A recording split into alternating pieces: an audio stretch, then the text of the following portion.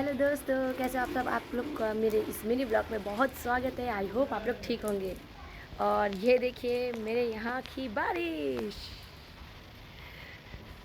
I think आप लोग के यहाँ से बारिश कब की चली गई होगी। सोच रही होगी अब नए साल आऊँगी, लेकिन मेरे यहाँ पे जाने का नाम नहीं ले रही है।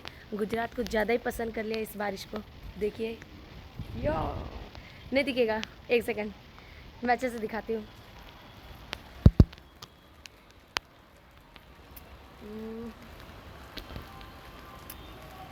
प्लीज़ बताइएगा आप लोग भी, आप लोग के यहाँ पे बारिश हो रही है या नहीं हो रही है। हमारे यहाँ पे तो ये 3 दिन से चल रहा है सच में। और आप सभी लोगों को मेरी तरफ से हैप्पी छठ पूजा। और ये भी बताइएगा कमेंट में आप लोग ये ब्लॉग को कहाँ से देख रहे हो। और थैंक यू सो मच इस ब्लॉग में जुड़ने के लिए। एंड टाटा बाय बाय, मिलते हैं फिर कभी। व्हाट्सएप।